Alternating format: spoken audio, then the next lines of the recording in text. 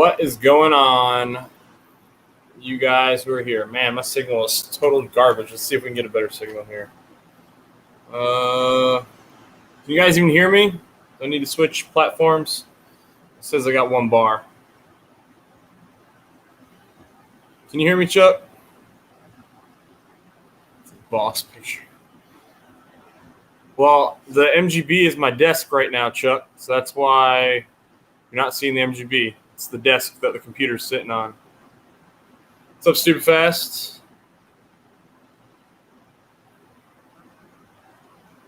You guys can't hear me? Or is there no problems? Audio good? Bad? Let me know.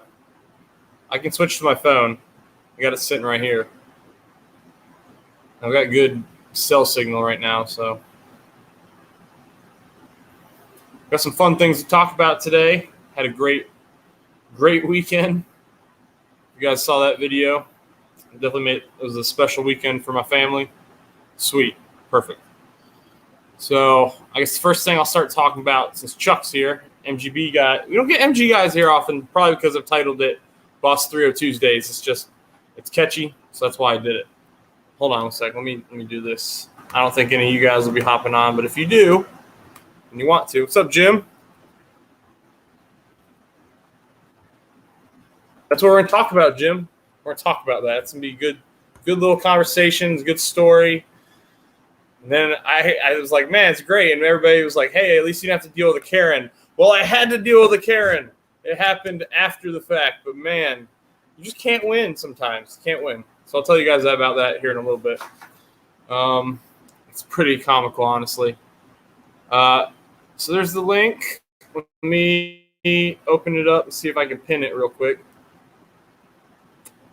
I should do that for my phone, actually. We'll do that for my phone. Bear with me 1 second, guys. If I can get it up.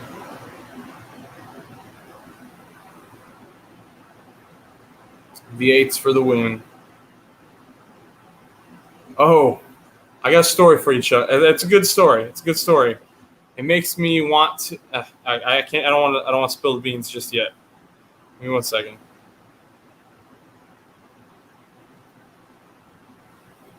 It says I got signal in it, like struggles. All right.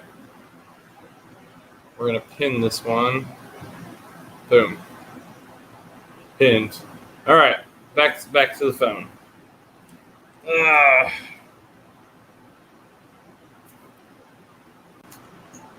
Oh, shoot. I'm in here. Oh. Hold on, guys. Awful. My fault.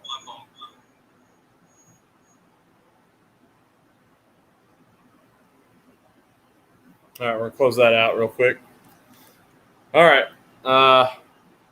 So Chris saw it. Yeah, so if you haven't seen the video of the birthday cruise, highly recommend it. It probably one of my favorite videos I've made in a long time. Yeah, sorry guys. I opened myself up twice on StreamYard. Yeah, for free. How's it going, Ben? Yeah. All right, so my son's birthday. Chris, see this hat? I bought another hat from Boosted. Still haven't got it yet. So you're the only YouTuber hat I got. So my son's birthday party, I had lined up.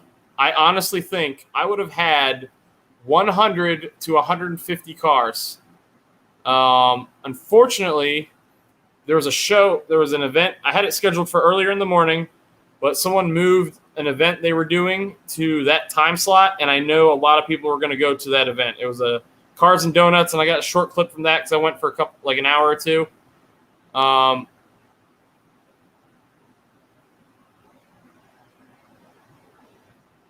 I bought it, Chris, because he helped me out, man. I'll be honest, he got me over the hump to 1,000. So I was throwing some support back. But anyways, I had 100 plus cars lined up to come out here. it was going to be awesome. And another event kind of took my spot a little bit, and I knew everybody was going to go to this Cars and Donuts event, and so I wanted to be after that to kind of maybe having fun all over too. And I went to Cars and Donuts for a little bit, and then I went to my house for my parents to show up, and we're getting ready for this birthday cruise. And I go over there when I start seeing some people show up, and we get there, we're forming up, and look, man, and there's a freaking thunderstorm coming. And I was looking at the radar, and it looked like it might just skim us.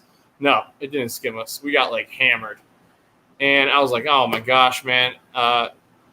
People aren't going to come. We'll get I thought we were going to get 5 cars. But I had the fire department guaranteed to come out. So I was like, either way, we're going to roll because the fire department's here. That'll make them happy enough as it is. We ended up getting, I think, even despite the rain, we ended up getting I want to say 45, maybe 50 cars total, because we went through twice because some people who I had to leave early because it was pouring, and I just wanted to get going when the fire department got there. When we got back, some more people had shown up, so we just decided to go through again. So I think in total there was about 50 different cars that went through in a pouring rainstorm, and that was awesome. A lot of these guys try to avoid the rain. I try to avoid the rain when I can, but my son's important to me, so I'm going to do what it takes to bring a smile to him. So that was awesome. Went through for my neighborhood, man. I posted well in advance the route we were doing. I posted the route. I posted it weeks out saying, hey, we're going to do this birthday parade. We're going to do this route. And we're going to we're going to we're going to be revving pretty loud. So if you hear it, it's just us. No problem. So we ended up, Chuck. So if my MGB was running, I was going to run it in there too and have somebody else drive it. Or I would drive it. Somebody would drive my boss, family member, of course. But rain is a no-go for the MG. No, it'll just it'll explode into orange powder. But we get over there, right? We get going through the rain, end up going through twice. And I told my homeowner association and the page, everybody there well in advance, say, hey, by the way, if you have kids, you guys want to see it, here's the route, go out to the route so you can see it. The party, so it's all over, and it was a rainstorm. So a lot of people who were going to watch, some people watched from their porches. I saw a lot of people come out and look. I posted the video that I made for my neighborhood. I was like, hey, check it out. This is what we did. I hope you guys enjoyed it. If you got to see it, if you didn't get to see it, here it is. This lady, some lady, I'm going to call her Karen because that's what she is. Yeah,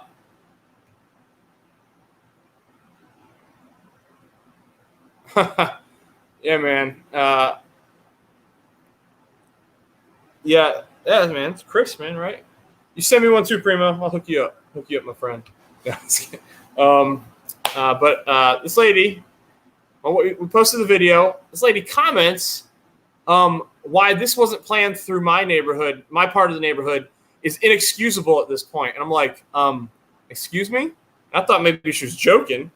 And I was like, I posted the route well in advance, and I didn't have to do that, first of all. If you can see the title of this video, this is for my son's 4-year-old birthday party. Matter of fact, I don't care if people don't watch it. This is a memory of mine. This is like a home movie for me that I'm editing. This is like some videos are more tailored for myself, and I just hope other people enjoy them. And this is one of those. This is like a home movie for me that I'm going to probably cherish forever. I love that video. It came out very well, in my opinion, and I'm very glad that I made it. And this lady's like, it's inexcusable at this point why this didn't come through my neck of the neighborhood. And I thought she was joking. And I said, I planned it out. I let the route be known so people could go and watch. I didn't have to do that. And my wife goes, really? Question mark, question mark, question mark. Because she thought she was joking too. And she's like, yes, really. And I'm like, oh, you kidding, lady? Are you serious? I said, next time I'll make sure that we pull the entire neighborhood so I can get the best route for my son's birthday party to make sure we hit everybody, because that's what this is about. And but really what I should do is I should set up another cruise for, 2 a.m. with the exact same cars, and see how she likes it. That's what I should do. But it was just ridiculous, man. You can't have a win. Like, probably the first positive thing that's been posted on my HOA's Facebook page since I've lived here, and some Karen's got a freaking trounce on it, man. So that was the cruise, and it went out great. It was a lot of fun. My boys had fun, and I couldn't have asked for more great local friends to come help me out. So that was Sunday. On Monday, let's see. Move to the ghetto. Hey, Primo, you're welcome in, man, if you're free. Anybody's welcome in. I think the link's pinned. Gotta move to the ghetto. Man, I'm not moving to the ghetto. Screw that, Primo. I've lived in okay, let me rephrase that. I haven't lived in the ghetto, but I've lived in townhomes, which now looking back at them, when I first started in the military, they were pretty ghetto. Well, Frank, the problem is a friend of mine who came here, his wife lives literally, part of our neighborhood is branched across this like boulevard, and she lives as far away from me as she can. She said she heard this thing way over there, and it was loud. So I would wake the entire neighborhood if I did it again. Some of those, a lot of people don't like LSs in here, I'm sure. A lot of you guys are 4 guys, but those cammed LSs, they get pretty nasty, loud. And my buddy with his, he's got long tubes.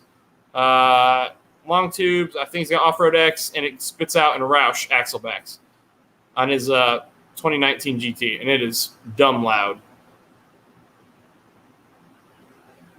But yeah, so I don't know, man. I don't know why people can't just let people live and enjoy things.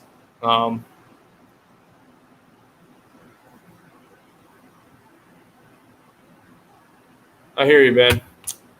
So other cool thing that happened, if you saw the other video that I uploaded today, I usually don't upload back-to-back like that anymore, but I wanted to get it out because I thought it was cool.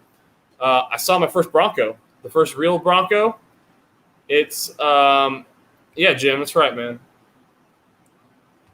I saw my first real Bronco.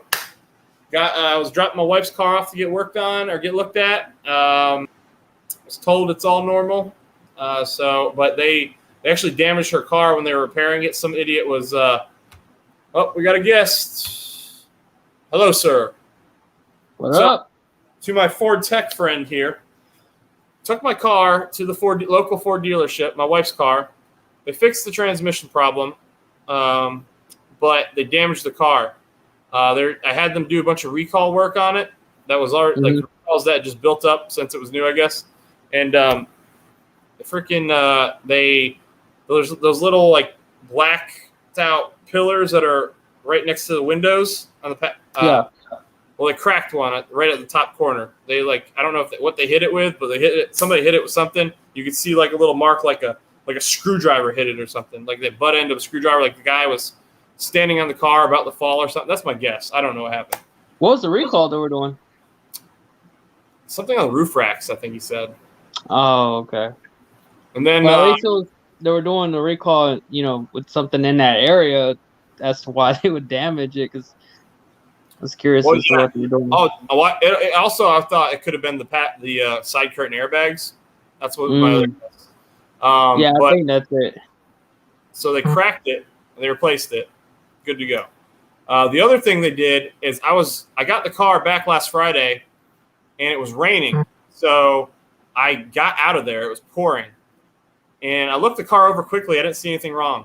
Fast forward to Saturday, I'm detailing my wife's car. I have a ceramic coating kit, and I was about to ceramic coat her car. And I'm getting to the back tailgate and the bumper, and I'm looking at this, and there's little rust flakes all over the car, all over the back panel, like burned into the paint. Like it's through the paint down, and it's a little rust flakes coming out. And I'm like, son of a gun, man. Somebody was grinding a bolt, I'm guessing. I don't think it was welding slag. I think it was grinding wheel sparks. And they're shooting hot metal in my car. It burned through the paint. And there's it was all down the back along the window. And so, and the reason I know it was new is because the bumper that's on that car is brand new. and it was burned into the bumper. And so the bumper's plastic. Plastic bumper shouldn't be rusting. Yeah. So it was burned into plastic, the metal, and it was rusting. So I went back there, and I was like, if they had not, I'll give them this. They fixed the pillar. They owned up to that. And, I mean, they didn't take pictures beforehand. I took pictures, but I didn't take pictures that high up. I was more worried about down low because I never thought somebody would break something that high up. Yeah. So they fixed that pillar. And then the rust spots, you can't see them in the pictures because they're so small. But like they owned up to it, and the manager even said, "Yeah, I could see some idiot not paying attention and this happening." So they're gonna fix it. But well, dude, at it's least just they're doing that for you. yeah. But while I dropped that off, go ahead. The way dealerships, man, it's sketchy. Well, because from the service advisor, it's their job to, go around the car and know everything that they notice that shouldn't be there, that is there, because then at that point, if the customer claims of something, that got damaged, that's on their butt. Like if they overlook something, like Fort Blue. At that point, we touched it last. We are the ones responsible at that point. Well, so my service advisor, he's very good at communicating. I'll give him that. He also knows. I don't know if he's kind of spread the word a little bit. So we just got chatting while I was waiting for something, and he knows I do this in my spare time.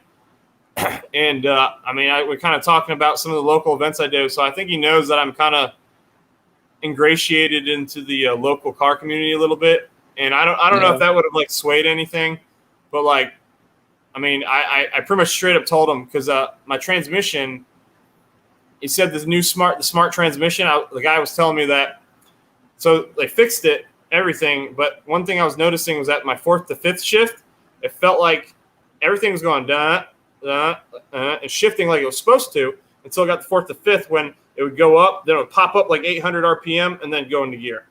Not like super violent or anything, but the guy said, "Oh, it's normal. The transmission is just learning what it's supposed to do. There's like these buffer plates or something." And so I'm like, "Okay." He said it could take like 500 miles or something. I was like, "Okay." And I told him, I said straight up, man. He said, "Hey, if you're wrong, my warranty expires in August. I'm going to raise hell when I come back here. And if you guys don't help me out, I'm going to do everything I can to spread as much, spread the news about this in the local area." So I don't know. So with that, what I would do just to cover your end, I got the notes. I got the note print out. Have it in your notes of the concern that you're stating after you got the car. So that way, pretty much the way it works is like within 6 months of time, if the issue is still present, as long as the concern was done while you were still under warranty, you're covered. Yeah. What's up, Gary? So you should be good then. Yeah. So that was the other part of the thing. So Monday, I saw my first real Bronco. I'm talking to the dealership. I reached out to the general manager via Facebook. He hasn't replied yet, but I said, I was like, you know what? Why not? So I reached out and I was like, hey, I've been kind of just doing YouTube now for fun a little bit. I've gotten a good local following here. And I know some of these higher end cars you guys get, you mark up the price. So they sit here a little bit. And I didn't say that exactly, but I said, you got some higher end cars that you guys don't move as fast. I'd be willing to like come down for free just for myself to have content because I enjoy this stuff and kind of like run through the car, talk about it, and then, plug your dealership just as content. And we'll see what he says. I don't know if he'll say anything, but so I saw my first Bronco, that Sasquatch edition, the Big Ben, dude, love it. I'm telling you, dude. I'm telling you, they're pretty sweet looking. Dude, we have one coming in any day now. With this one, it's a soft top. Right now, like you're really not going to get a hard top. You're not going to see a hard top at the dealership.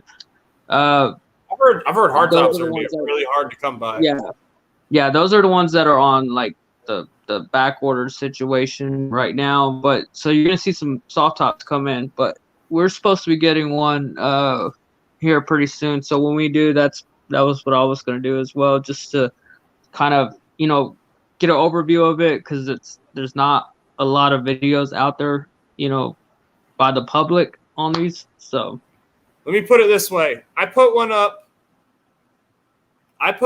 earlier today, just on a whim. It's a 2-minute 30-second video because I was waiting for my wife to pick me up, and I just want to say, hey, this is really freaking cool. I really like this thing. I want one. And I put it up earlier today, and right now it's got more views than it had the first hour I uploaded it. It's at like 77 in the last hour. It's already up to 535.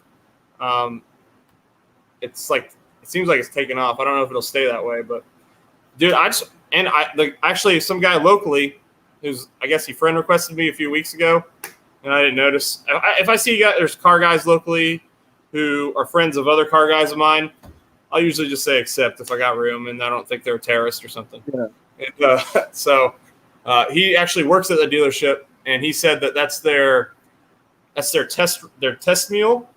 So he was actually telling me to come get a test ride. So I might go out there and do a test ride, even if if they don't, no big deal. That's pretty much what we're getting to. The one that we're getting, like, it literally can't be sold. Like, if somebody went over there to try to buy it, it's not happening. It is pretty much the like a test drive vehicle for people. I got you. Yeah. Let's see, hang on. I mean, because there's not a lot of them. Like, you're not gonna see 3 Broncos sitting on their dealership. It's just not. Well, so since the only time you will see that is if somebody had got one special ordered and something happened within the deal, then it's gonna be on the lot. But other than that, right now, not until like 2023, yeah, you're not gonna see Broncos just sitting out there. Hey, Gary, Ford Blue, Stupid Fast, anybody, just want to let you know if you're ever in my stream, guys, and the link is pinned, that means it's an open invite. What was I going to say? So it's on the Ranger chassis, right? Do you know what the towing capacity is of those? No, I don't know like really too much about the specs. I kind of I had one built out because I'm trying to. Well, I got my wife on board to get one. We're gonna trade in her Explorer for the Badlands Sasquatch Edition, but I forgot like a lot of the specs. I have it printed out somewhere, but yeah, I definitely want one. And since I sold the truck, it'd be a good thing to pull the car with. Yeah. Fort Blue, I'm glad you're back starting to feel better, man. The other thing I saw today that I had not seen before, I finally saw my first a Mach-E X. I don't know what the X means. I tried to see specs on it, and all I saw was like warranty information, which kind of, I guess the battery is like an 8-year warranty. Kind of blew my mind. I mean, here's what I don't get about electric cars. Their expected life period's about 10 years, I think, and that's when the batteries are supposed to like crap out. Yeah. I can go buy a 20-year-old beater Camry for $1,000 and it get 40 miles per gallon, and it's still running. And yeah, it might have some leaks and stuff, but it'll still give me A to B way cheaper. Like the way I buy it, my daily commuter is always going to be a beater. Like right now, it's my wife's old Ford Edge. It's a 2010. Yeah. So it's already 12 years old. 12 years since it was built, 11 years old. And thing runs great. Almost 130,000 miles, 127, 128 or so. And I mean, it runs great. I'm going to drive it those batteries ain't cheap, dude. Those are expensive batteries. That's funny that you say that, because I'm actually dealing with a 2013 Hyundai Sonata hybrid right now that the main battery needs to be replaced, and so it's in a situation where a small cell phone dealership has it. They brought it to us, and technically, normally we would cover it under warranty if like it was like maybe our first. I mean, for a first owner for sure. A second owner maybe, but like with the battery like that, we don't just replace it. We have to call our tech line. Our tech line gets with the engineers. But in this situation, we're under the like it's very finicky. So we're pretty much waiting on like, is Hyundai gonna even cover that battery? And that's an expensive battery. I'm Like surprised. thousands. Yeah, I'm surprised. So here's a question: do you guys have a like a Mach E mechanic? I don't. Even, they're not even mechanics, right? They're techs. No, yeah, it's pretty much you would just go for like your training, get your training done, online training right now because of the whole COVID thing that happened. Uh, they're not offering in-class training like they normally would. What you would do Yeah. is you do your online courses and then you would go to your classroom courses. So like that's not going on right now. So really, it's just online training. Okay. So then you Gotcha. get your certification for it, and then pretty much you can work on it at that point. Oh, so something else to talk about. Carvana, man, those guys are. So I was told, and I don't know if it's true. I got to look up the law. So Carvana initially, what they told me is they got a referral program. So if I refer somebody because I bought a car through them, I get $100 per referral, up to 10 referrals. So my goal was to make $1,000 referring people. I already had over 10 people ask me for my information. So I called Carvana, and they're like, "Oh, we're only supposed to." They told me, "Yeah, 10," like several times when I called. Called a week ago because I had all these people say that, "Hey, I used your code, thanks." And I called Carvana, and they're like, "Well, really, we were only supposed to issue you $400, and that's why you only had 4 cards that came in your car in North Carolina. Because if you refer more than 4 people, then you're technically a used car salesman." I'm like, really? So I got to look that up. I don't know if that's true.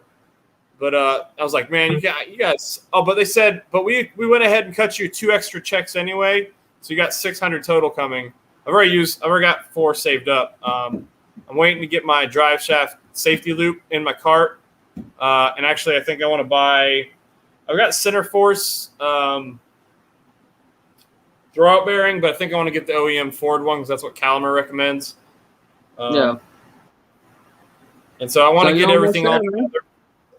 I want to get everything all together. And I mean, I wish I had the stuff bought already because the guy who has sold it to me, he's been like asking me constantly, "Hey, when are we going to do this? You ready to do this?" He's not pushing me or anything, but he's going to help me out. Yeah. It's just something I got to get knocked out. And that guy, man, he's got a freaking the guy. I wish my friend who sold me the transmission would document his stuff. He's got a channel. I think it's like DIY Mustang. Yeah. Because he's going from he had his Paxton, he's taking it off, putting on a turbo, and now he's taking that off, putting on a Whipple. So he's literally had every single forced induction setup you could have. Nice. It's crazy. What's up, Mr. Gary? What up, Miss Mark One? Hey, man, let me tell you something. Tell Carvana to stick it in their ear. Just because you refer somebody to them doesn't mean you're the salesperson. Yeah, you ain't getting no commission. You ain't That's getting not no commission money. You're offering for a referral, not commission. So guess what? They owe you 3 more checks. You're damn right. Don't settle just for that. They owe you 4 more checks. Yeah. I'm gonna be. Well, they said they sent me 2 on the 23rd, and it's supposed to take like a week to get here. It's been obviously over a week. So I'm gonna have to call them back and be like, "Well, we had a new mailman a few weeks ago, so they delivered the wrong mail to my house, and I'm kind of concerned that it went to the wrong house. So I'm gonna message them and be like, "Hey, I never got these checks, so if someone cashed them, you guys need to." Am I here? Yeah. Yeah, you're here. All right. Okay, yep, good. We see you. Yeah, so I'm gonna have to tell them like you might have to recut these checks because I need them for my transmission build setup that I'm trying to do. A salesperson is on their payroll.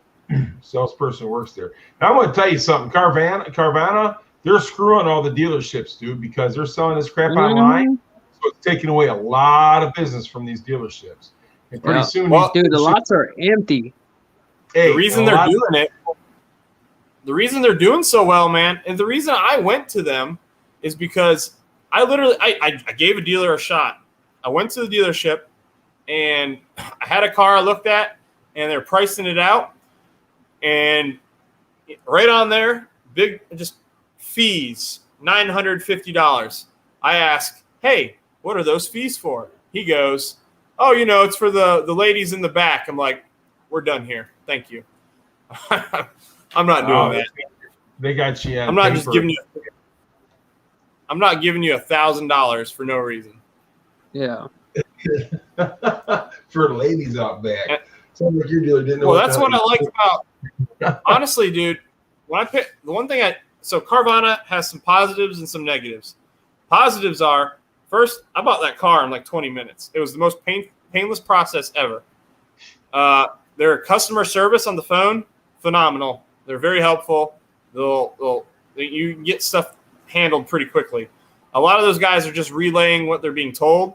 So, like the bad news I got about the referrals, that's just something that like their higher ups kind of like they put in for the checks, and the higher ups are the ones who say, no, he's not supposed to be getting that. Yeah. So I got to call back about that. However, is what's going to happen though is that these Carvana is going to put a lot of people out of jobs because of what's going on there. So it's going to kill them.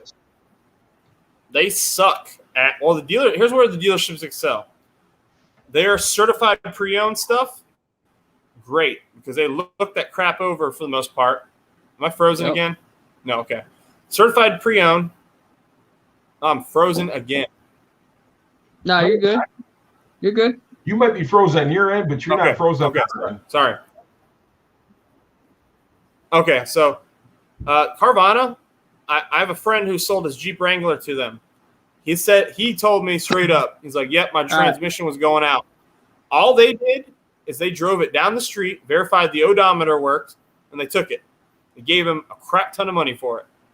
Mm-hmm. Yeah, I'll be in the chat, bro. I don't know how they're making money. No, you're good, man. I don't know how they're making money because they spend so much buying these things, and then there's a lot of these guys. I got a friend who had I have 3 friends who had great success with these. They got a great car, but I also have myself, and I know some others who their car had some problems. Like my wife's Explorer, the freaking torque converter went out. That's why it was in the shop. It only had 40,000 miles. It's ridiculous. Who'd you buy that from? And those transmissions, Carvana. That's what I'm telling you. Okay.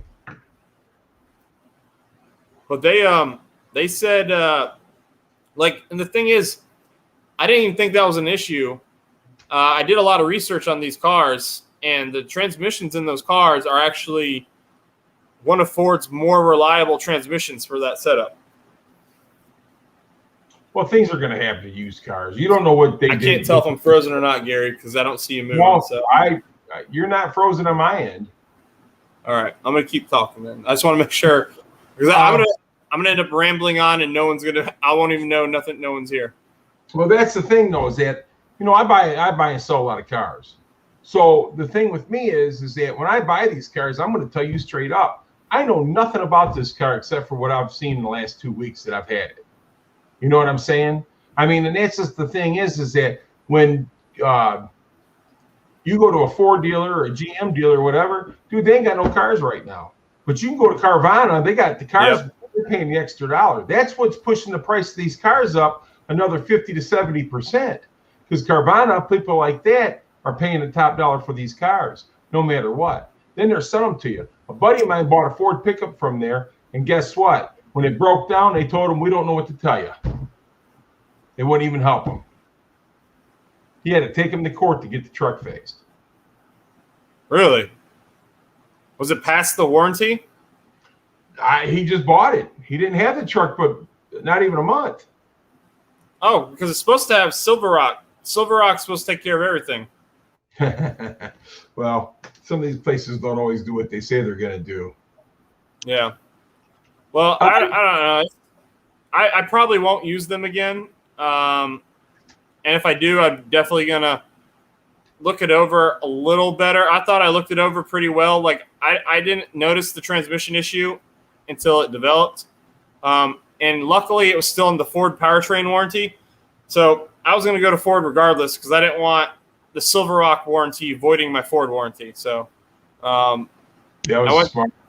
So I had Ford do it, and while it was there, they had knocked out every recall the car needed. Hey, what's up, Two Valve? Sorry, guys, I'm neglecting chat here. Two Valve.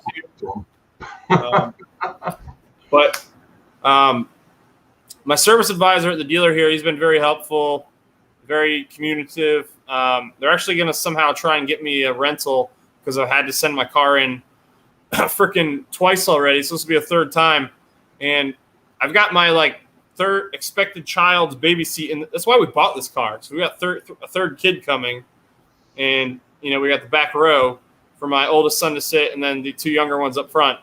And so we're not gonna be able to fit them all very comfortably in the edge with the two car seats. You can cram three in there, but it's not ideal for my oldest who'd have to be in the middle. No, you got to do what you got to do to make them comfortable and safe. That's the main thing. Well, I'm hoping they give me a loaner. They have a Mach-E with the dealer plates out front, but I don't have a way to charge that, so obviously I can't grab that one. Well, the thing of it is that Mach-E, I have a lot of people that's actually bought them and liked them. I want to drive one. They got a CD or some kind of thing that makes noise, like engine noises and stuff, because deaf people was getting ran over by them because they couldn't hear them, and they're walking out in traffic. So Ford had to do something to make it so people could hear them coming down the road. You imagine just walking down the road. I would program it to run like a. I would program it to sound like a 69 429. That's what I'm talking about. Yeah. That's what you hear when I turn the corner. Yeah. We got Tim Windsor's in the house. What up, Tim? What's up, Tim? How you doing? But yeah, so they're handling that, and I definitely want to go back to the dealership and drive that new Bronco though. It is I tell you what, I know it's on the Ranger chassis. But even though it's on the Ranger chassis, it looks stout in person. Well, we're planning on, if everything goes well and I get some money back in the bank, we're planning on buying one for the wife next year. The bigger Bronco, like you're talking about, like the one on your video. But that little Maverick truck, that's pretty nice too.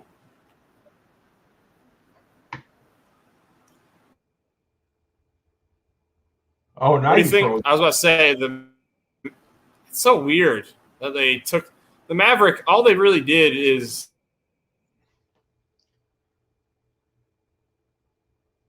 Well, either you're freezing up or I'm freezing up. One of the two. Because now you are freezing.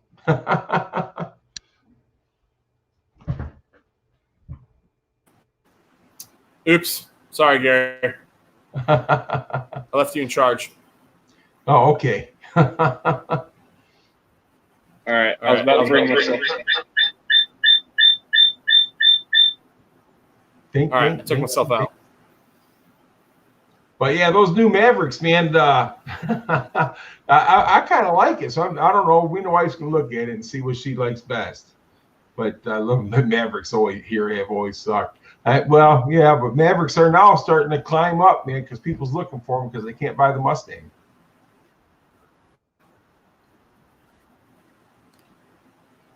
And he's got a Maverick.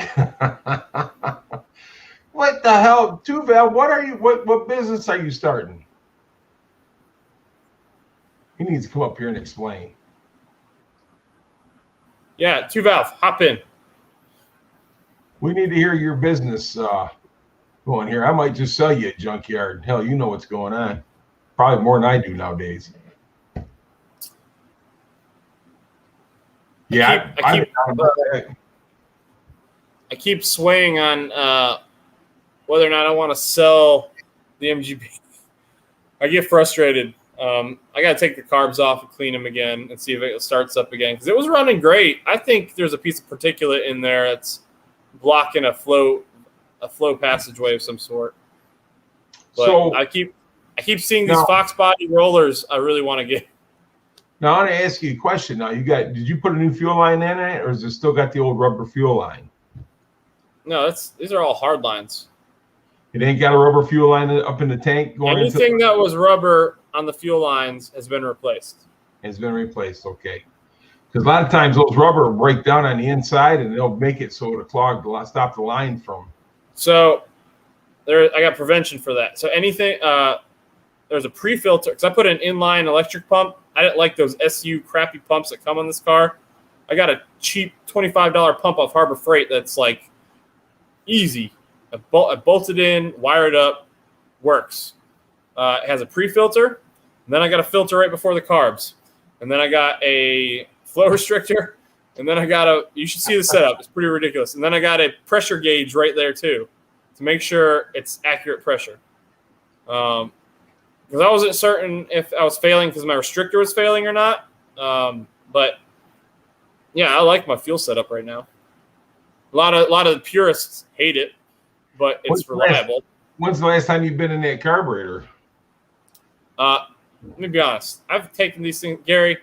The reason it's not driving right now is because I've taken it off 8 times and I'm freaking sick of it.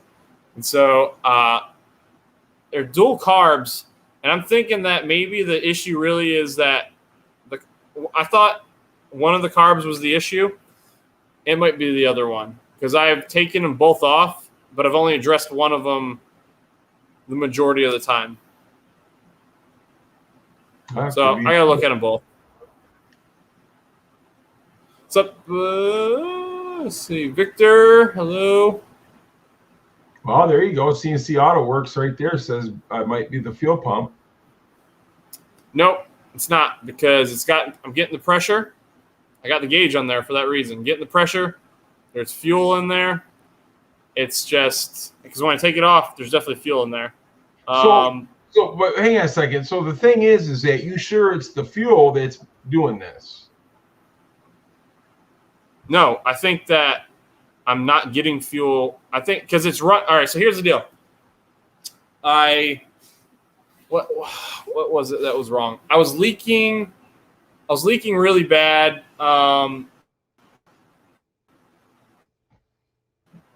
Leaking really bad from the car.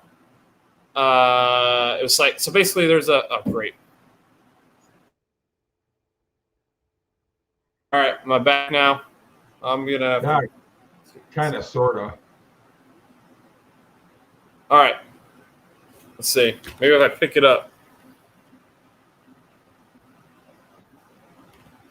I don't know why my signal's gone to crap.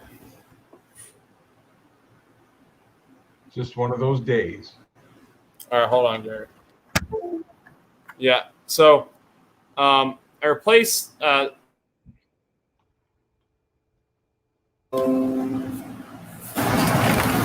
think we're good now. Oh, you're coming in clear now. All right, so I replaced the. Oh Christ! All right, we're going to Plan B here. Stand by.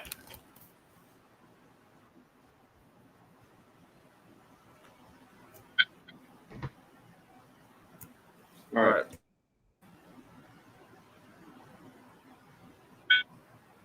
You're good on the one. You hear me, Gary?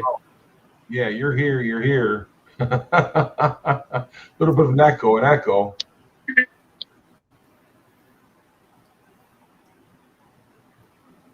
I gotta set you to my. Oh my god!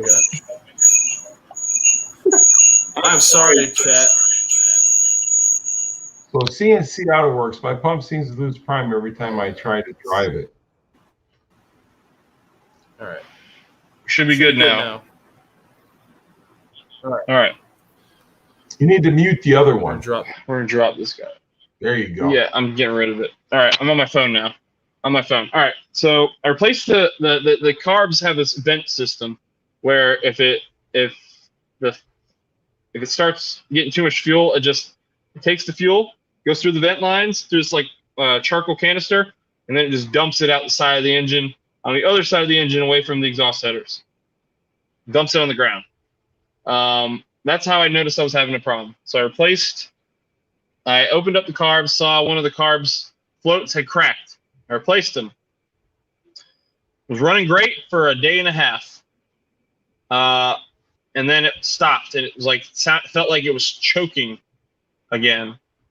And I think that what happened is my guess is that I didn't clean it as well as I thought I did. I'm gonna guess that there's some like remnants of some dirt that are still in there, because they're pretty dirty on the inside. Maybe something I missed, and I'm gonna guess that because it'll run great when I start it, like the fuel, like it'll run great. So what I'm guessing is that as I suck that fuel up and as I increase the demand, like when I rev it up, it'll start choking again. So I'm gonna guess that I'm sucking something off the bottom. You're picking it, blocking a passageway, and then when I turn the car off, it has time to fall to the bottom again. So when I start it again later, it runs great for a minute until I suck it back up again. So that's why the old Ford filters used to do. The old Ford filters, you could drive them all you want to. Once it stopped, you have to stop on the side of the road, let it drain back down, and start it back up and go again. Yeah, I just need to. I think I need to take it off, clean everything again. I think it's gonna. Hopefully it is this easy and it's something stupid, because I do enjoy driving the car. When it's running, I don't want to get rid of it. When it's not running, I get pissed at it and I just want to see it gone. Just tell the truth, man. You just want a Fox body. I do. If I had a Fox, well, I mean, the real reason is, Gary. The real reason is I want to have something like, you see my videos. They're pretty much all involve my kids when they're with the Mustang. So I can't put kids in the first of all, even when my son's old enough to ride in the passenger side of the MG and I put the seat in, no way. Unless I'm in the middle of freaking nowhere, am I putting my son in that car for like me to get T-boned and or someone to hit me or something. That car is not a safe car at all. I agree with you 100%, and I think you're doing right if you want to take your kids with you, and which you always do, And I think it's great that you take your kids, man, because not every dad does that. You know what I mean? Well, when I'm happy, I get proud of my kids at shows, because you'll even see my 3-year-old. He'll walk up to a car and he'll stand at like parade rest with his hands behind his back, and he'll grab him behind his back and he leans over to look. He doesn't touch, which makes me the proudest dad in the world, because I've had to chastise some people's kids for touching my car. And it's funny is that my son will tell kids, hey, please do not touch my car. His own little Power Wheel. I'm telling you, I was at a car show and this lady had her kid and set him right on top of the guy next to me, his radiator shroud. His feet, oh my God, radiator shroud. I'm like, man, what are you doing? Get your kids' feet off that guy's car. Would you want somebody to do it to you? Well, I don't care. Well, he cares. Get your shit off the car. People don't care, man. Looky here, we got Go Fast Nation. What's up, Go Fast? You're welcome in, man. If you're available. Oh, he's always available. I know Destroyer was live with Car Mob, and I don't know when Destroyer started going on Tuesdays, but I can't not have Boss 30 Tuesdays. Is Car Mob on live right now? I didn't get a notice. He's not. Destroyer 1320 is live, and Car Mob's like a guest. Oh, okay. Yeah, I don't know Destroyer 1320. Oh yeah, he's the guy with the he's got the Destroyer car. Okay. Yeah, the Destroyer Challenger, or the 1320 Challenger. That's what it is. I got my first race with the 21 Mach 1. With the 1320. With the 21, I got my first race with the guy. He had a 2017, and his car's been tuned and everything, and he kept wanting to play. So I busted his butt a couple times. And he's like, your car's tuned? And I said, nope, it's just like I got it from the factory. No, your car's been tuned. I said, no, it's just like I got it from the factory. I only got 1,200 miles on it. I ain't had time to tune it yet or anything. He goes, I don't think you're telling me the truth. I said, I'm telling you the truth. Well, that's what I like about so my car's still stock.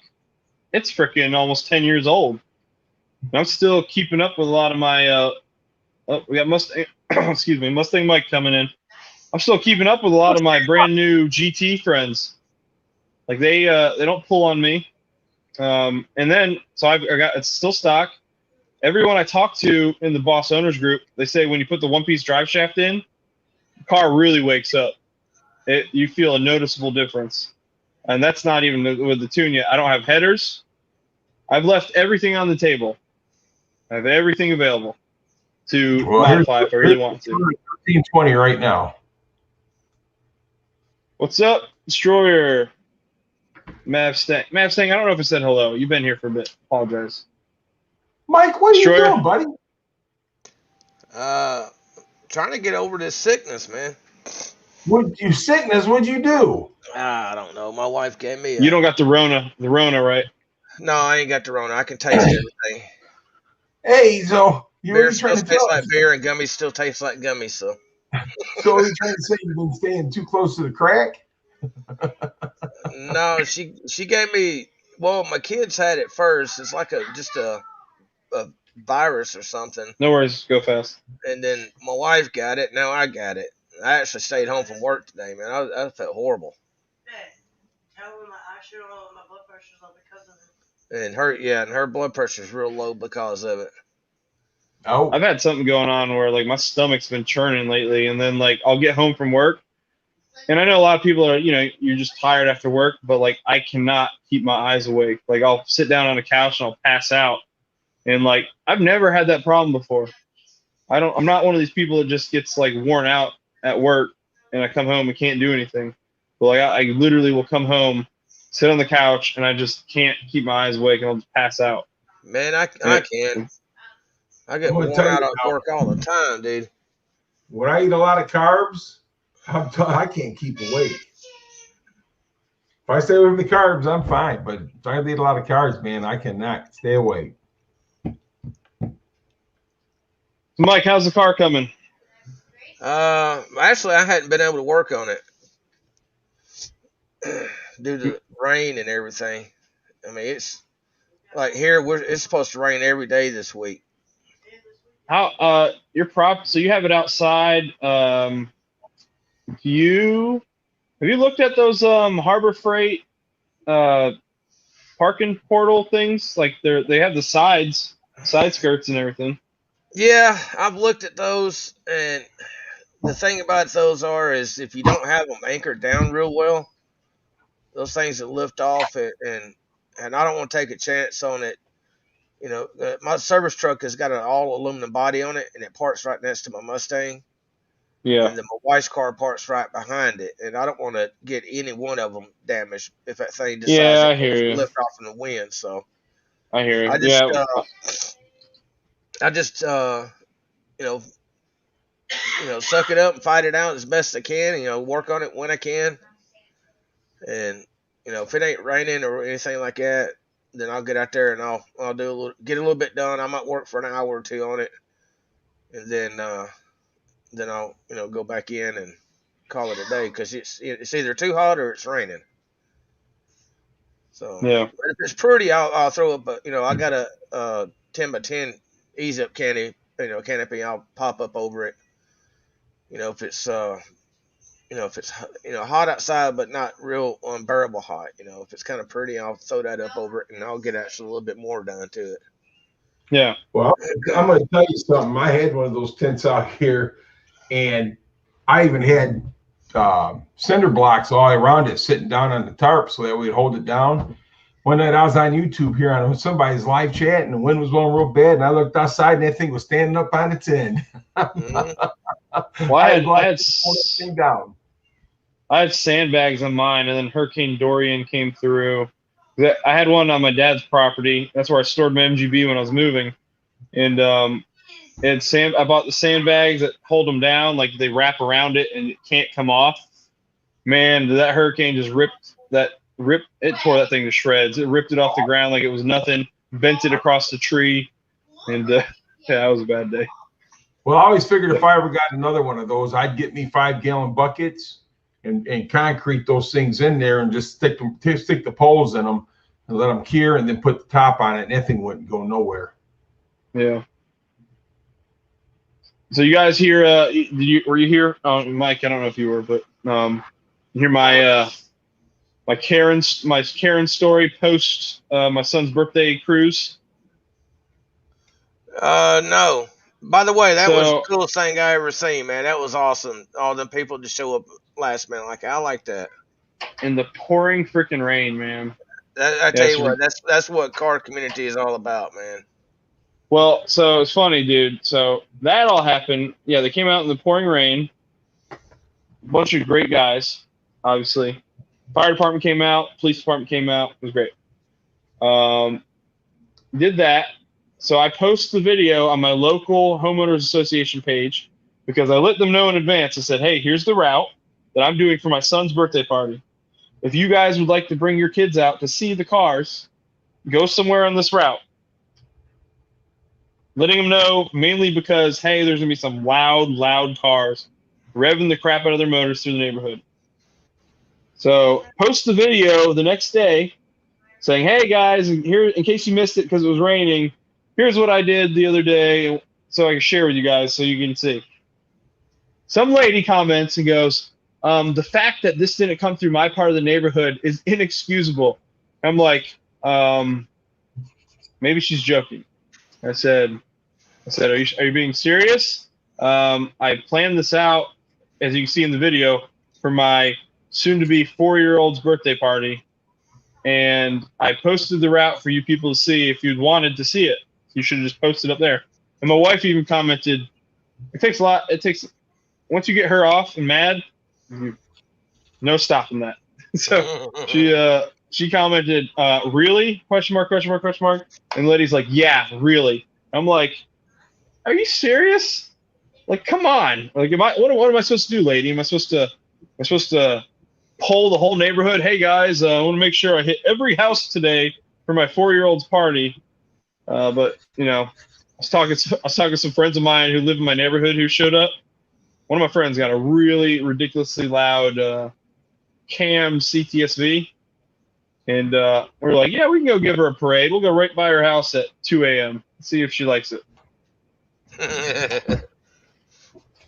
Yeah, you did that for your kids' benefit, not hers. Yeah, I didn't have to tell anybody, man. I could have just done it. Yeah. And the thing about it is, though, is you posted the route before y'all even did it, and if she wanted to see it, she could have taken her lazy butt out there.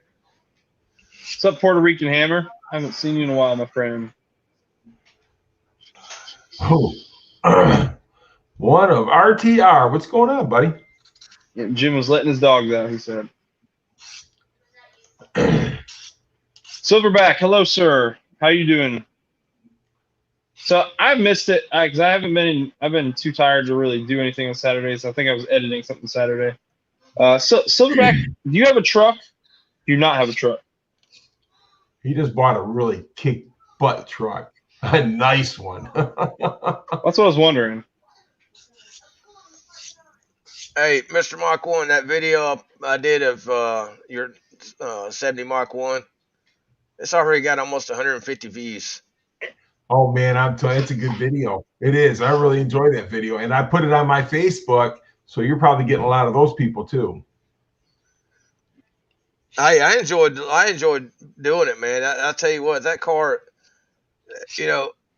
Brailsford, if I don't know how many classic cars you've actually been able to open the door of after, especially ones that are all original. But when you open that door, you could literally smell the 1970s in it. The car was, I mean, that distinctive old car smell. Yeah, and, yeah. and it wasn't, make you want to throw up kind of smell. It's just that, it just threw me right back into the 1970s and 80s all over again. I got a friend who's going to be on my channel. He was in that birthday parade. I got a guy who came out in that parade in the pouring rain in a '65 Corvette, and The I've blue never, one.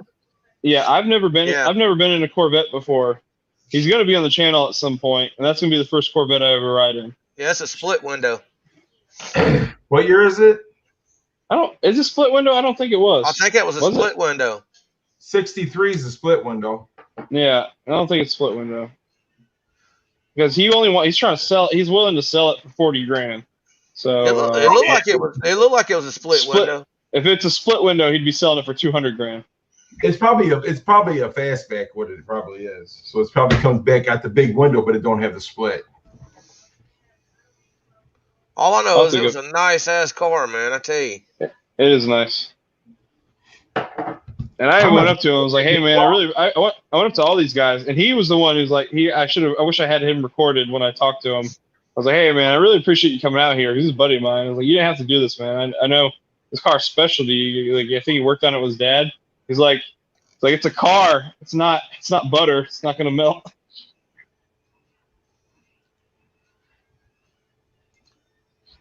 Hang on. Hold on. Okay, here we go. Hey, thanks for coming in, Tim. Have a good night, my friend.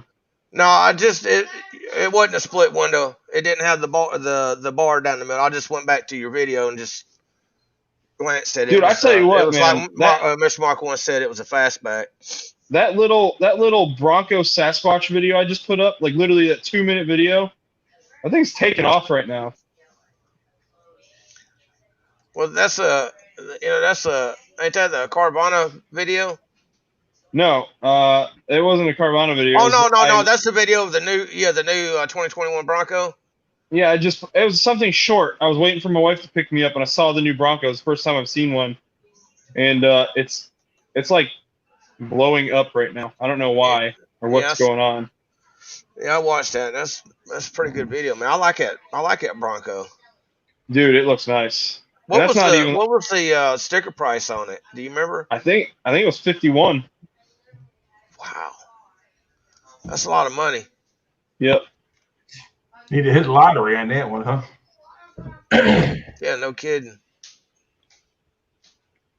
But yeah, I appreciate you doing that video, man. I really enjoyed that video, and so did a lot of my friends, and like my sister-in-law and her friend. I used to get them riding that car all the time back when they were young, back in the '80s, you know. Mm-hmm. And seen that video, and it really brought back memories for them.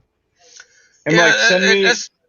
Go ahead. When you get a second, send me that video on Facebook because I've obviously missed that one, and I'd like to watch it.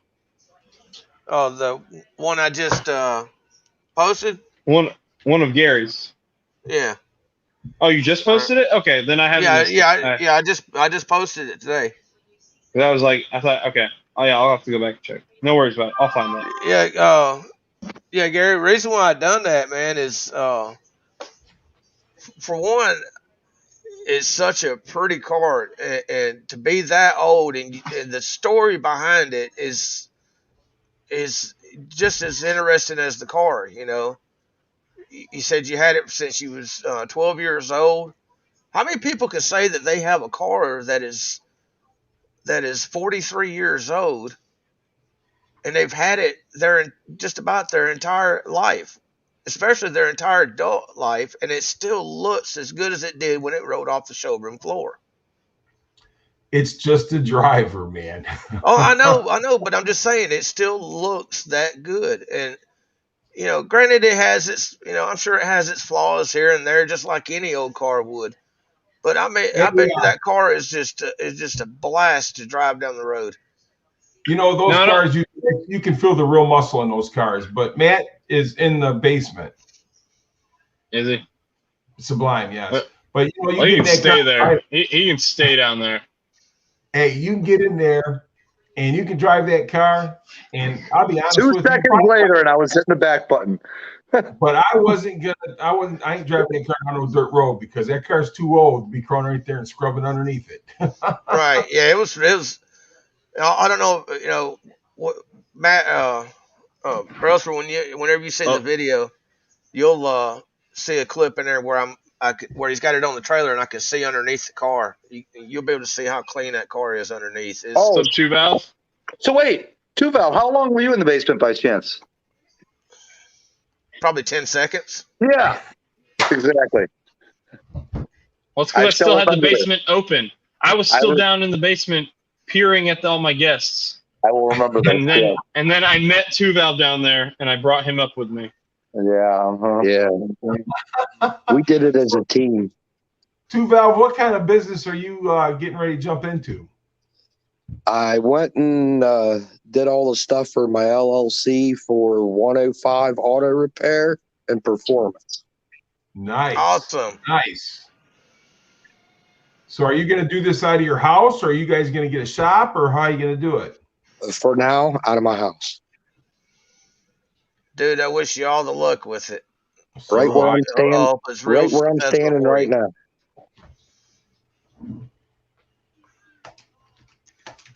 Step. Let's see. Grubhub, Hey Tuval.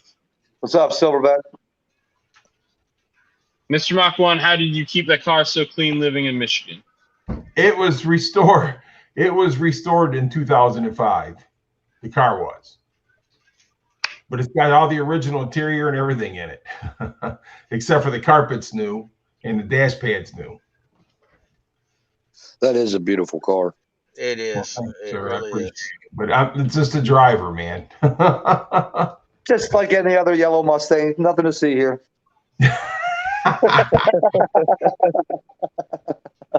But see, I want to tell you, here in Michigan, you couldn't get your license on that or anything to get in your garage. You'd have to be on, zoned right and everything else.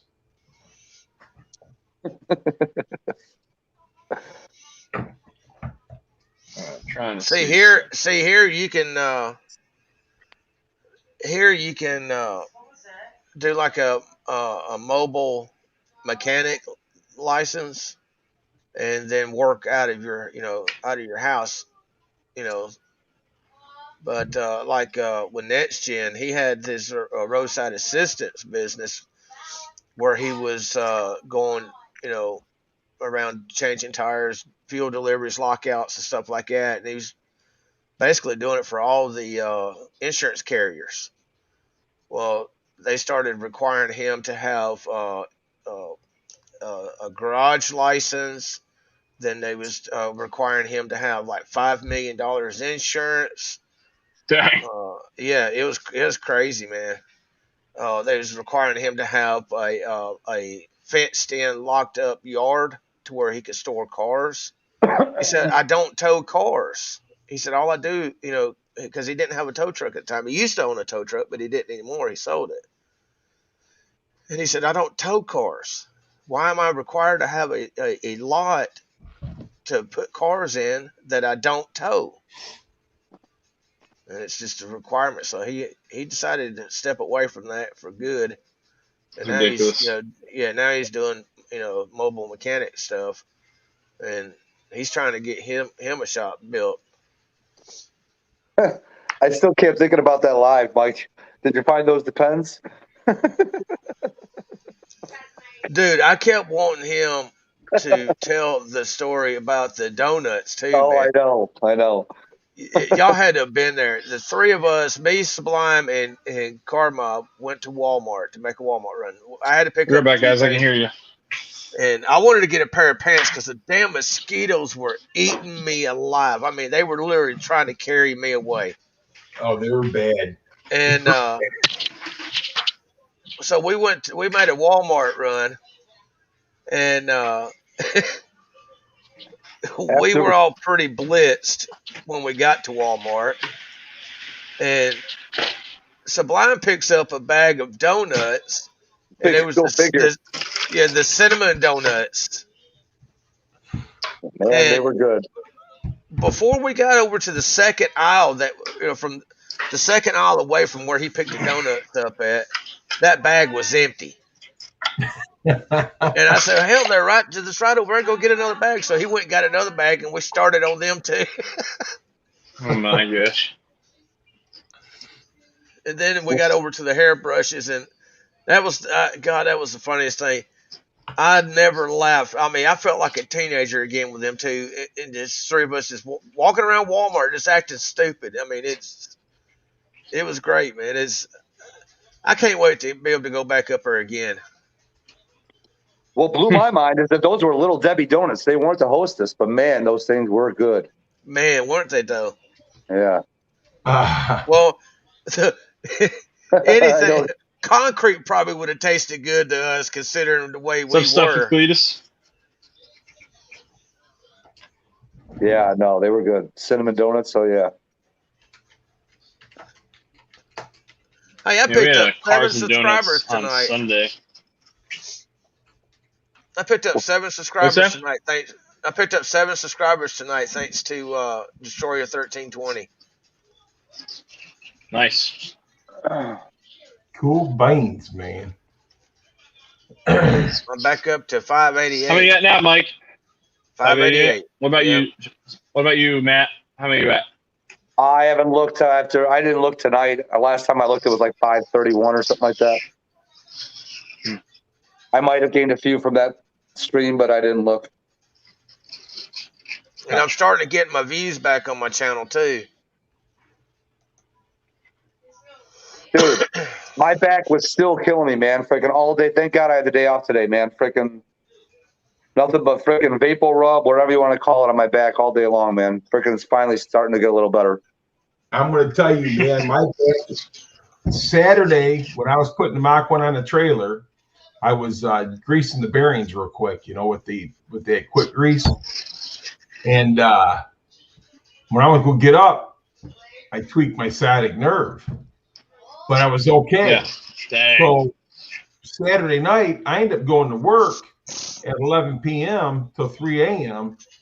And it just kept getting worse and worse. Well, I went to work Sunday, and man, I had to get my son to come get me on a scooter, take me to the security shack, walk out in the parking lot, get my truck, and pull it up because I couldn't even walk. Oh my gosh.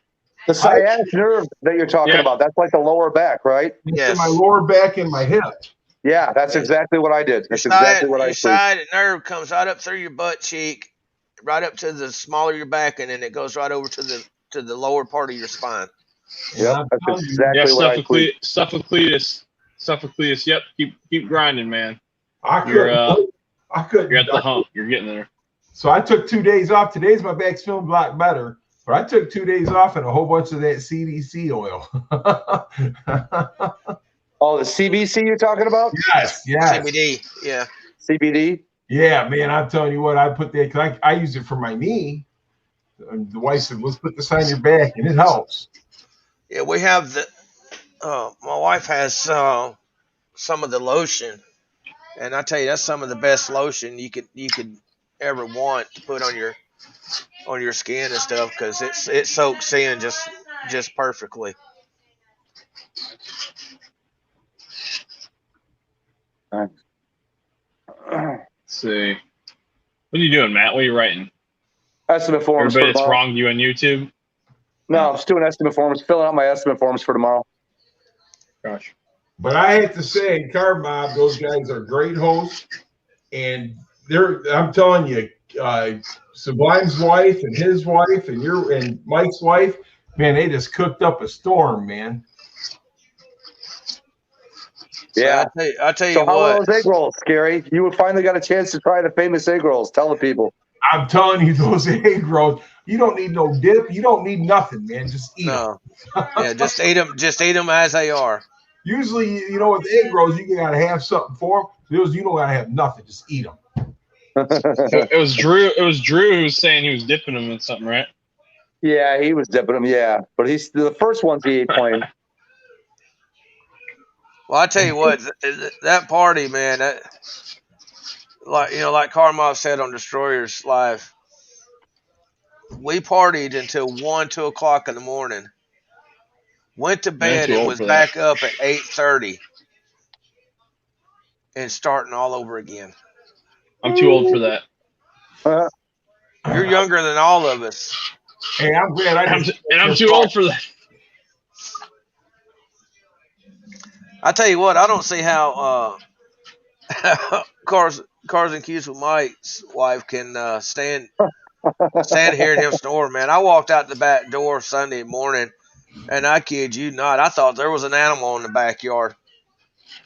And then I realized it was coming from the tent, and I was like, holy crap, that was loud. It was echoing off the trees. Oh, Mike was there? Mike Hall, yeah. Yep, yep. When we was out back talking, they was talking about that. And she told him, if you start snoring, you're going to go sleep in the truck. She had her earbuds and cranking music. That's the only way she didn't hear him. Oh, man, I tell you, good people, though, man. I'm telling you, really good, down-to-earth people. Like Car Mob always says, man. He says if you surround yourself with good people, good things will come, and that ain't nothing but the truth right there. That is definitely the truth. Man, I had some of the best time. Did not want to go home. Was bummed out that we had to leave, and then by the time we got probably 100 miles from home, I kicked it on up even more because we were so close to home. I wanted to get home by that point, you know. That's how it always is for me. Anytime I get within 60, 70 miles, I'm like, all right, that's it. Gloves are off. Get out of my way. Mustang Mike's daughter told his wife, I don't want to go home. She want to stay right there. Yeah, she flat out said she didn't want to go home. I just can't believe my wife got out of that GTR and said, you're getting one of these cars. Yeah. And I was like, okay, you got GTR money? Because I damn sure don't. Hey, I'm going to tell you something. Carmine, what he found that car for the price he did. All right. I did a search whenever we got home and just kind of seeing what was out there. And the cheapest ones I saw was $125,000. He and got that was just deal no mods on them at all, you know. He got a good deal, and they don't even know how that car was modded. So when he took that car in to have some things checked out on it, they found out that the car had a lot more than they said it had. Exactly. Yeah. Yep. Yeah, I think it already had some injectors in it, bigger fuel pumps, and it had a couple other things. I think it had a aftermarket intake or cold air intakes on it too. But for what he's got, he got a hell of a deal on that car, man. Yeah. I wish I had a. Yeah, I can't make any more big car purchases until my time in the good old government service is up. Yeah. When is that? I'm 4 right now. It won't be till 2023, and then I'm going reserves. But reserves, I'll be working a normal job. And what will that be? Oh, I don't know. I'll figure it out. Can you still work with the government though, even when you get out of there? I mean, because I'm sure yeah, kind of jobs. That's what I want. I'd love to get a government service position, like a GS-12 or above. But they're not the easiest to come by. You really, most of those jobs, a lot of them, the way they're set up, they already have somebody in mind, and so you really got to find a job that's kind of close to you, that you know the person who's hiring, which I have. My assistant will probably retire at some point after I leave, and I will take his job if I can. That's kind of the position I'm in right now, my work. Hoping my general manager decides to, he actually teased about he might be moving to Arizona the next year or two. I'm like, oh, really? Well, this guy works below me. He works below me, but he's got. Oh, gotcha. Okay. He does what I do when I'm not there. He's the continuity because the military is always rotating. He's always there. Yeah. And I'd be more than happy to do that job for the rest of my life. So what would that make you, the big CEO then there, Matt? General manager. Well, you'll double your paycheck then, won't you? I don't know about that. I probably give maybe 50% more. Yeah. Probably 50% more, because then I'd be responsible for ordering all the chemical, ordering all the shakes, scheduling all the jobs, stuff like that. Cletus is right there. It's who you know. It's who you know. Not me. I'm retiring in 7 years or 6.5 years, and I'm going to the junkyard for the rest of my days. Heck yeah. Well, I want to go to reserves, and I want to make 05 and retire as an 05, which is a commander.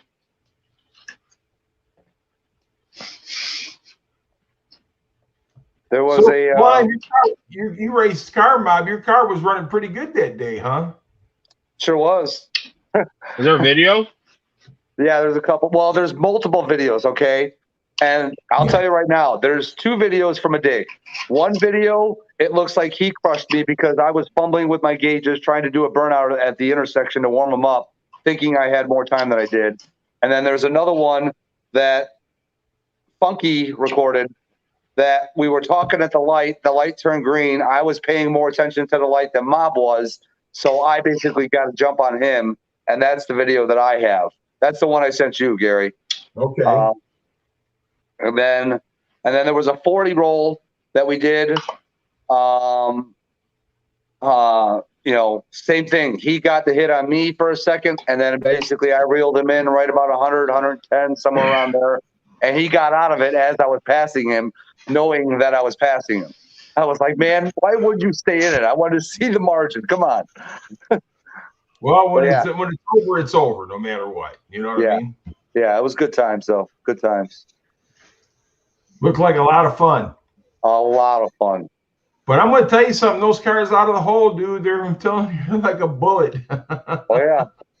Yeah. Mine, I was surprised. Mine was, we didn't really, it never went from a dig.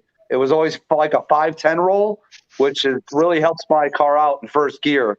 Because then it'll hook better in first if I'm not just jacking it right off the line. Right. It hooked pretty well in first gear on those couple digs we did. I'll say that. Gary, did you get a chance to ride the GTR? No, sir. I don't need to ride in that car. I've been in enough car. He's like my godfather used to be. Like, Matthew, I'll never go for a ride in that car. I know how you drive. That's exactly what he would say. Oh man. No. I've ridden in those cars before, man. I know what they're about. But one thing is that my wife, she really didn't know nobody, so I didn't want to leave her there, and you know what I'm saying. Towards the end, though, it seemed like she was socializing with everybody. It was going pretty well. She was very comfortable. Yeah. Oh, how did she like the food you brought home for her? My Hall's wife was the same way. So she was giggled when I brought more egg rolls home. Plus, your wife gave her 4 or 5 on the way home. Did you bring her home a beef sandwich too? Yes, I did. She enjoyed it. Nice. Kim's in the background now. She's hearing that. She's like, good. Yeah. Yeah, Cletus, I'd like to be a GS12, man. That's my goal. I hope he does it again. The thing? Right. Oh, definitely. That'll definitely be done again. Just a question of when. I wouldn't be surprised if it's maybe even later this year. Who knows? He talked about coming to my house in September. So we'll see. Yeah. We shall see. Well, how far are you from Valparaiso? We've already had this before. From Valparaiso, Indiana? Yeah. Probably between an hour and a half, 2 hours, I think. Okay. Because my brother-in-law lives down there, and we'll be going down there probably the end of the year.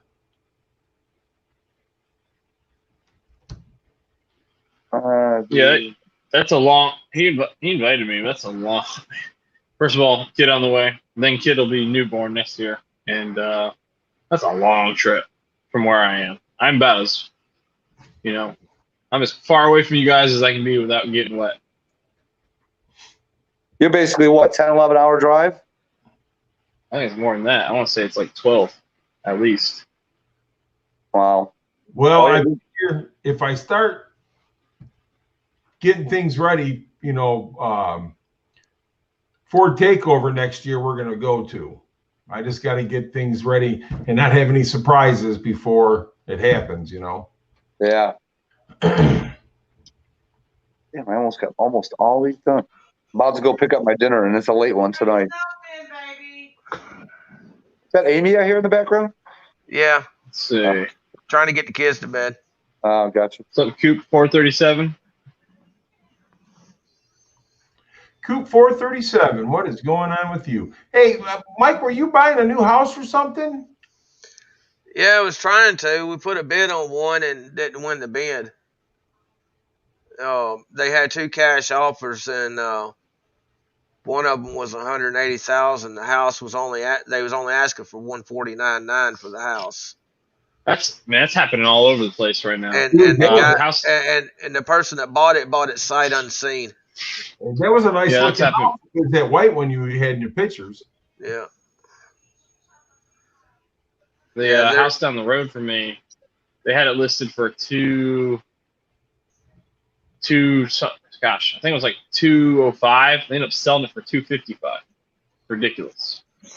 Yeah, there's investors out there right now that are just buying houses up left and right, and they're not doing nothing with them. They're going to sit on them for a little while, maybe make a couple of changes to them, and then they'll resell them for, $30,000 more than what they paid for them to make a profit. Ooh, V-Rod. Gotta love those V-Rods. If inflation keeps going up, it's the only way you really keep up with inflation. Yeah, but see, the problem is people like these investors are the ones that are causing these houses, the housing market to inflate the way it is. You say that, but it's also the government handing out all this money freely to everybody, is making the price of everything go up. Well, the thing is right now is our interest rates dropping down. So with the interest rates, people's looking to buy, so they have to pay that high interest rate. So they're paying a little bit more cash to get the good interest rate. You're getting more equity in your house if you actually pay it off, rather than.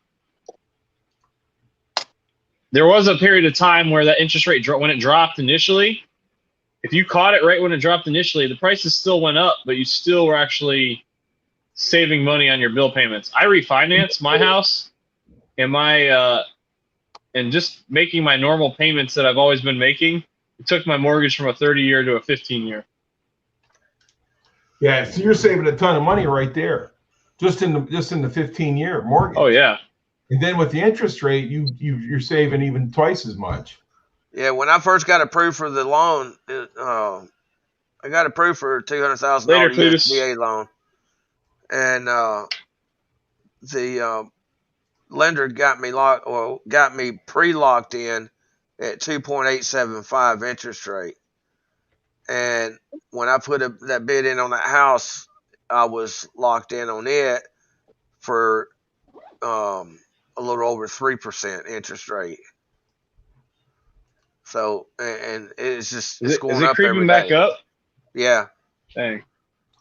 Well, I got right now, I think my interest rate right now is 2.34 is where I refinance. Yeah, 2.3. Yeah. I went from 3.5 to 2.3. I gotta go pick up some food. Later, Matt. Bye, man. Peace. All right, man. Take it easy, Later, buddy. man. You guys all have a good night. You too. All right, later. Later, buddy. But that was I don't know. It's now this, like, I've been trying to convince my wife that this is, like, I'm in a perfect house to rent to a junior officer, senior enlisted individual in the military.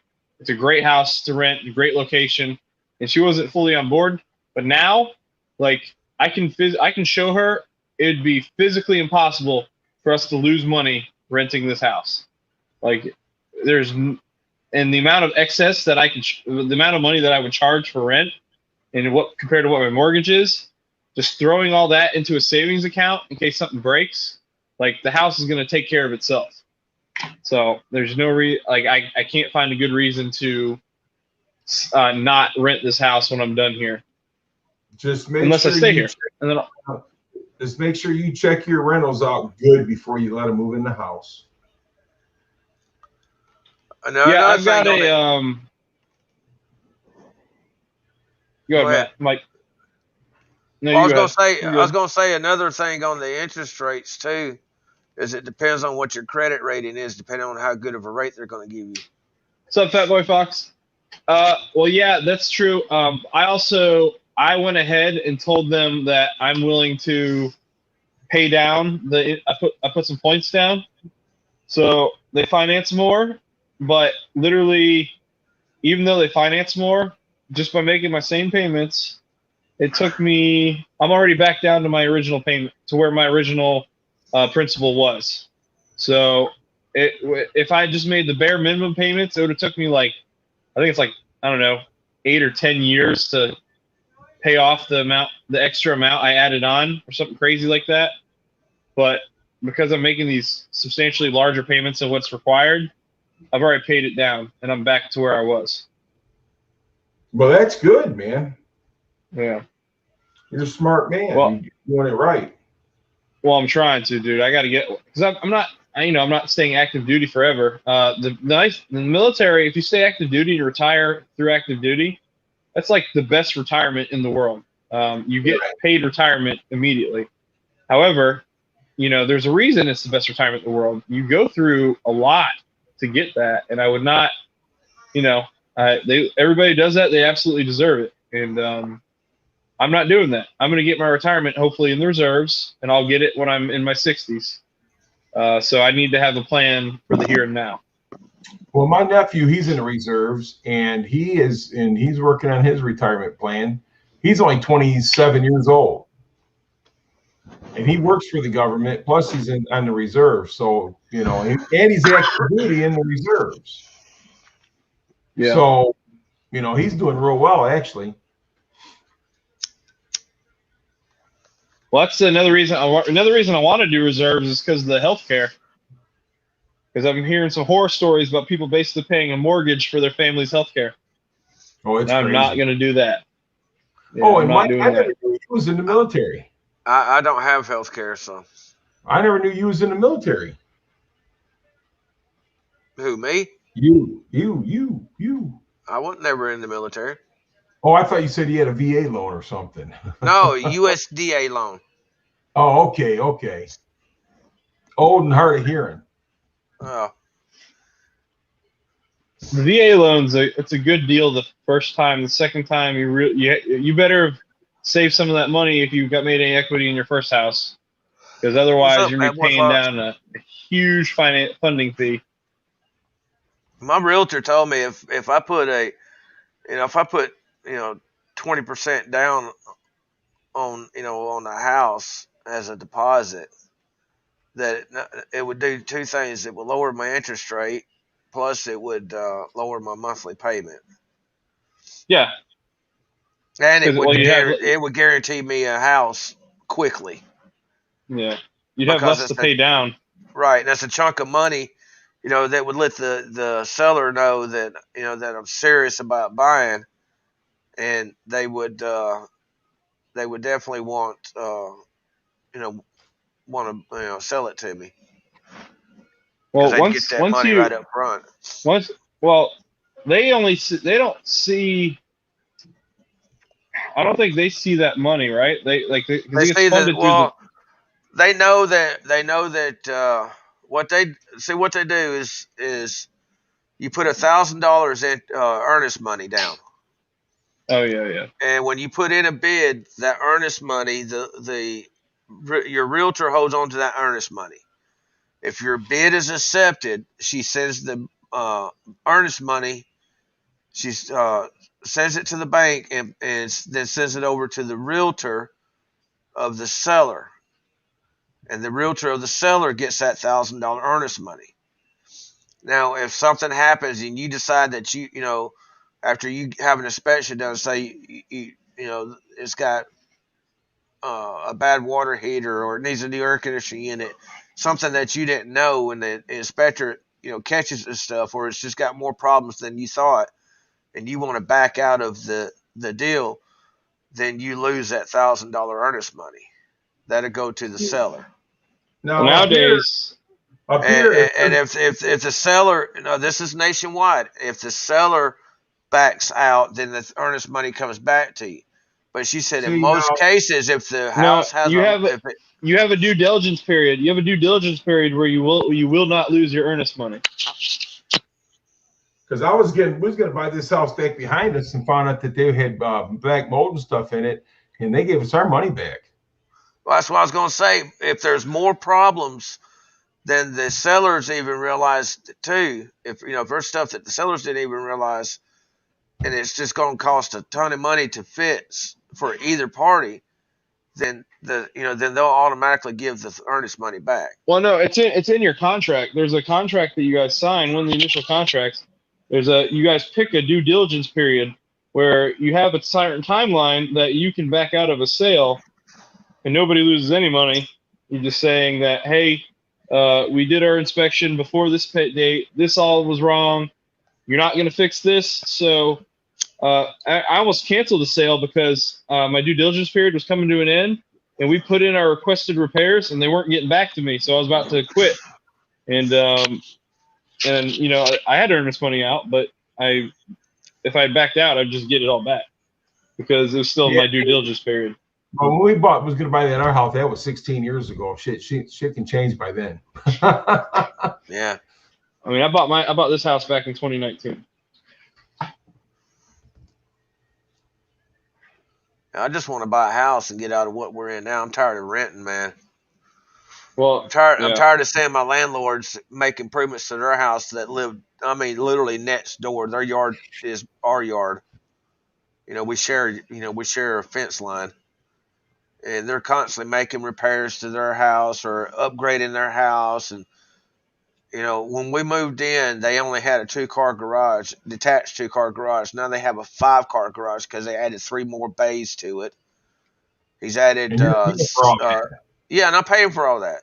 You're paying for all that. Yeah, they've added a freaking 40 foot to their lean-to, and then they just tore the lean-tos down off of his shed for his tractor, and they're redoing it, making it bigger. They drive new vehicles every year because they lease their vehicles. And they had another place, a second place that they were renting, and they sold it. So we're their only tenants that they got now. And hell, the front wall at the front door is rotted away at the base of the door. If you close the door hard enough, you can see the bottom of the wall move a couple of inches back and forth. Dang. And they're not doing nothing to fix it. I've told them about it and told them about it and told them about it. And it's because the porch is not butted all, the porch ain't butted all the way up against the front of the house. And so when it rains, the water just kind of comes in and goes in between the covered porch and the front of the house and runs right down the front wall. And it just gets right around the framing of the door and just rots it out. And you guys probably feel cold air coming right through there in the wintertime, don't you? Oh yeah, we have. Oh, I got a solution to that. I get a thick sheet and like a king size sheet, and I'll get some thumbtacks. Well, actually, I got screws up or nails up there now, but I'll hang it up on the door, and then I'll take and stretch it out, and I'll tuck it under the door and down the sides, and I'll close the door up on it, and then I'll just take a butter knife and follow down the edge of the door all the way around the seam, or in between the framing or the casing, and I'll just tuck it down in there, and it eliminates all draft around the door. Well, good for you, but you guys need to get out of that place, man. Oh yeah, we definitely need to get out of here. I've spotted some mold in the on one of the baseboards that that I had to take care of. So there ain't no telling how much more mold is around the front door that I can't see. That's the crappy part about living in the southeast. You get all the humidity. No, we got a lot of humidity here, man. We got a lot of humidity here. You just got to get out of there, Mike. Just keep looking, man. I'm sure you're going to find something soon. We've been living here. So my daughter is 9 years old, and we moved in when she was 2 months old. Wow, yeah, that's a long time. Time to go. So we've been in this place that long. Some places do for some. We've been here. It's almost not. It's 9 years of maintenance there. Yeah. Don't get me wrong. If stuff goes, like the air conditioning unit went out, and it was already an old unit when we moved in, and it went out a couple of years ago, and they put a brand new unit in. Yeah. And they about 3 years after being here, they put a metal roof up, and that made a big difference. But Does that metal roof make a lot of noise when it rains in that? yeah, well, we live in a house trailer, so we're going to hear it no matter what. Right. But I love the sound of rain on a metal roof. Oh, I sleep okay. I sleep like a baby when I hear that, man. It's just like things. That's part of growing up in the South. When you grow up in the South, at one point in your life, you're gonna be living in a house trailer at one point in your life. Most people do in the South, Oh, me and especially my in, wife in started out in a house trailer. yeah, and when it rains, you're gonna hear it. My Yeah, me and my wife. sister's trailer, the way it was facing, when the wind blew, you could hear the roof ripple. And I live next to the airport, so the planes, when they went over, you heard them like they was in your living room. Mm-hmm. I get at my house right now. I get the military CH-53s fly over. It's a big heavy lift helicopter. It's loud. We get the Ospreys fly over. We get attack Cobras fly over. We get MH-60s fly over. Yeah, everything flies over, and it's just normal. And the funny thing is, like, my kids and all the kids in this area, they're just so used to it. It doesn't blow them away. My dad shows up. It's like he's like a little kid, seeing all these things. It's funny. So you must live in a military area. Yeah. Well, that's like when I was growing up, we lived right next to a set of train tracks, and every night you had 3 trains come through. You had one at 11:15, you had one at 1:30 in the morning, and one at 3:30 in the morning. And when they come through, you would, when you first started, when you first move in for the first couple of weeks, you wouldn't get very much sleep because it will wake you up every time. But after a while, you just get used to it, sleep right through it. Yeah. Well, I got Metro Airport, and we're surrounded by train tracks, and I'm telling you, I know the feeling. But we got these new windows in. I don't hear anything anymore. The real I'll test tell you will be what. when they start firing these airplanes up in the wintertime when they're really loud. I feel like my house here, it's newer construction. I mean, it was built in 2010, but it's like, I hear everything. Like, when a hurricane came through, I could hear my siding rippling. It feels like it wasn't built well. My house in Virginia Beach was built in 1969, and it had storm windows. I didn't hear wind. I heard wind on my roof, and I heard like acorns falling off the trees hitting my roof. But like, it was way quieter at my old house. It was also brick veneer siding, and it was way quieter. Here, I feel like if a hurricane comes through, a serious one, if anything more worse than a Cat 1, we're getting out of here. I don't trust my house to stay together.